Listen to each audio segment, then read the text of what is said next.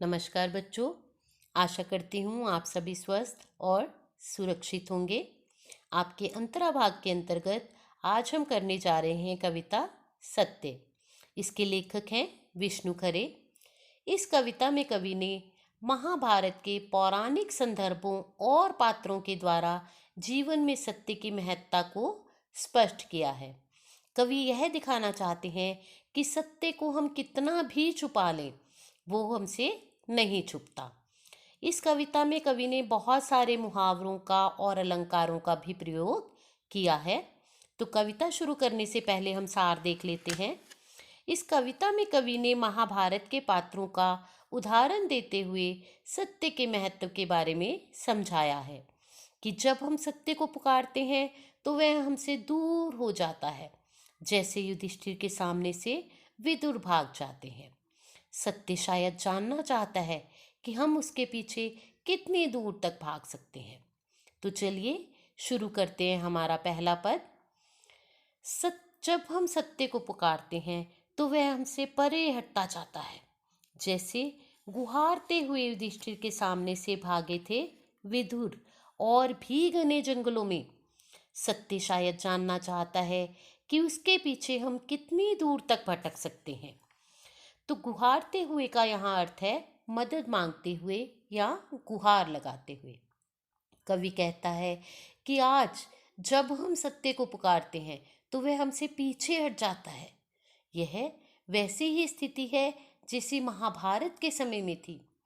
पांडवों को खांडव प्रस्थ का राज्य मिलने पर अपने साथ हुए अन्याय का बताने के लिए वे विदुर को पुकार रहे थे, परंतु विदुर सच्चाई का सामना न कर पाने की स्थिति में जंगल में भागे जा रहे थे। सत्य का साथ न दे पाने के कारण विदुर का मन उन्हें कचोट रहा था। कवि कहता है कि सत्य शायद जानना चाहता है कि हम कितनी दूर उसके पीछे भटक सकते हैं, अर्थात हम सत्य को जानने के लिए, सत्य को पाने के लिए कितना प्रयत्न कर सकते हैं, कितना प्रयास कर सकते हैं। संकेत बिंदुओं के माध्यम से व्याख्या एक बार दोबारा देखते हैं। विदुर और युधिष्ठिर महाभारत के दो पात्र हैं। सत्य यह जानना चाहता है कि हम उसके पीछे कितना भटक सकते हैं। कवि कहता है कि सत्य केवल पुकारने से प्राप्त नहीं होता, सत्य को प्राप्त करने के लिए कठोर तप करना पड़ता है। इस कविता में विदुर सत्य के प्रतीक हैं और युधिष्ठिर सत्य के प्रति निष्ठावान व्यक्तित्व के प्रतीक हैं। सत्य को पाने के लिए युधिष्ठिर विदुर को पुकार रहे हैं।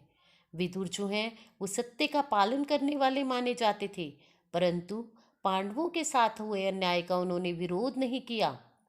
और जब सत्य का पालन करने वाला व्यक्ति ऐसा काम करे तो फिर वह मुंह छिपाए फिरता है। अर्थात कवि यह कहना चाहता है कि जब हम झूठ बोलते हैं या हम सत्य को छिपाने की कोशिश करते हैं तो जो सच्चाई की खोज कर रहा व्यक्ति होता है, हम उससे छिपते फिरते हैं। चलिए दूसरे पद की ओर। कभी दिखता है सत्य और कभी ओझल हो जाता है और हम कहते रह जाते हैं कि रुको, यह हम हैं। जैसे धर्मराज के बार बार दुहाई देने पर कि ठहरिए स्वामी विदुर, यह मैं हूँ, आपका सेवक कुंती नंदन युधिष्ठिर, वे नहीं ठिठकते। ओझल का अर्थ है गायब हो जाना। धर्मराज यहाँ युधिष्ठिर को कहा गया है और ठिठकते का अर्थ है ठहरते।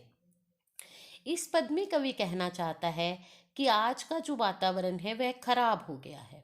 सत्य कभी दिखाई देता है तो कभी ओझल हो जाता है। आम जनता उसे रोकने का प्रयत्न करती है, परंतु वह नहीं रुकता। महाभारत में युधिष्ठिर बार बार दुहाई देते हैं और सत्य जानने के लिए स्वामी विदुर को रुकने के लिए कहते हैं।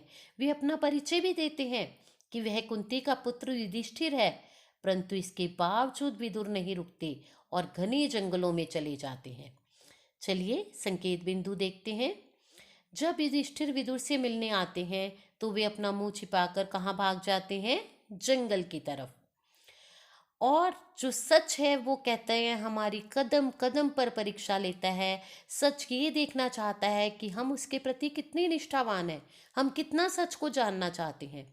जब युधिष्ठिर विदुर को बार बार आवाज लगाते हैं और कहते हैं कि रुकिए, ठहरिए, मैं आपका सेवक हूँ, लेकिन विदुर को कोई फर्क नहीं पड़ता और वे थोड़ा सा भी रुककर पीछे नहीं देखते। इसीलिए इस उदाहरण के माध्यम से कवि ने यह समझाने का प्रयास किया है कि जब हम सत्य को जानना चाहते हैं तो वो ओझल होकर हमारी परीक्षा लेता है। अर्थात सत्य कभी भी एक बार में हमारे सामने नहीं आता, उसके लिए निरंतर प्रयास करने पड़ते हैं। तो इस पद में सत्य की असमंजस की स्थिति का वर्णन किया गया है। तो चलिए अगले पद की ओर। यदि हम किसी तरह युधिष्ठिर जैसा संकल्प पा जाते हैं तो एक दिन पता नहीं क्या सोचकर रुक ही जाता है सत्य, लेकिन पलटकर सिर्फ खड़ा ही रहता है वह दृढ़ निश्चयी, अपनी कही और देखती दृष्टि से हमारी आंखों में देखता हुआ। अंतिम बार देखता सा लगता है वह हमें, और उसमें से भी उसी का हल्का सा प्रकाश जैसा आकार समा जाता है हमें। संकल्प का अर्थ है दृढ़ निश्चय, अर्थात पक्के इरादे वाला।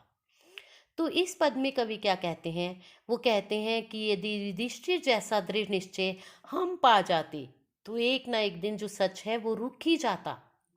यदि वह नहीं रुकता तो भी दृढ़ निश्चय वाला व्यक्ति खड़ा तो रहता ही, वह कहीं और देखता है तो साथ ही हमारी आंखों में भी झांकता है। ऐसा लगता है मानो वह अंतिम बार हमें देख रहा है। उसमें से सत्य की निष्ठा के कारण हल्का सा प्रकाश निकलता है और हम में समा जाता है। देखिए, महाराज युधिष्ठिर विदुर को ढूंढ रहे थे और उनसे मिलना चाहते थे, और जब उन्हें पता चलता है कि विदुर जंगल में तपस्या कर रहे हैं तो वे वहीं चले जाते हैं। उन्हें पहचानते हैं, परंतु जब उन्हें पुकारते हैं और कहते हैं कि मैं कुंती पुत्र हूँ, आपसे मिलना चाहता हूँ, तो विदुर जो है वो जंगलों की तरफ भाग जाते हैं। कभी दिखते हैं, कभी छुप जाते हैं, लेकिन युधिष्ठिर उनके पीछे पीछे उन्हें खोजते रहते हैं। और एक समय ऐसा आता है कि विदुर रुक जाते हैं और उनसे आंखें मिलाकर उन्हें देखने लगते हैं। तो इसमें कवि यह बताना चाहते हैं कि हमें खुद को इतना काबिल बनाना चाहिए कि हम सच को देख सकें। आशा करती हूँ आपको ये पद समझ आए होंगे। इसमें आपको क्या करना है, तीनों पदों के अलंकार खोजने हैं और उन्हें लिखना है, अर्थात काव्य रचना करनी है। आगे के 2 पद हम अगले उसमें करेंगे, वीडियो में करेंगे। और अगर कोई क्वेरी है तो मुझे कांटेक्ट करें। धन्यवाद।